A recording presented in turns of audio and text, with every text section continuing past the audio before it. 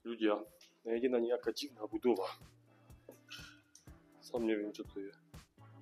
Tu je výťah smerom dole. Je to divné. Ty kokos. Strašne divná budova. Neviem, čo to je ozaj. To je nejaká kuchyňa.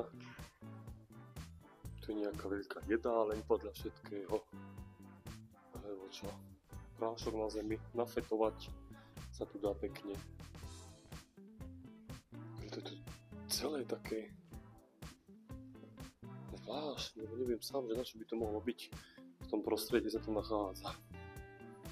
Nie je to vôbec že veľké, tento vrch je taký o ničom, ale tu je tento spodek, o to ide. Tu je ten výťah.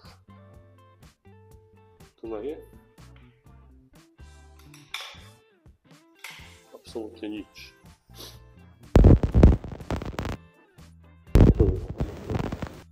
Nazdar.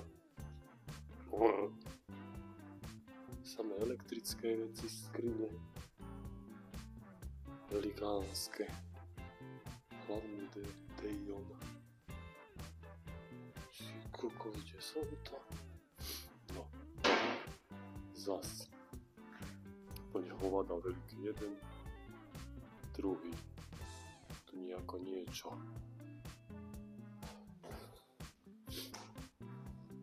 No, nech sa páči. Niečo na vodu pre istotu teraz. Peckové veci. Ty kokos, taký koch. Obrovský, krásny. Tak to vyzerá ako pec, presne tak, taká elektrická. Máme kľúčiky asi od všetkého tuto. No. Hasičáky. Nejaké pongy staré fajné. Ty vole, jaká veľká. Nádoba na vodu. No ale to je všetko. Toto na čo tu bolo? Ty vole, je to možné? Čo to som? Kde som to? Že možno na okolí také, na čo by to slúžilo?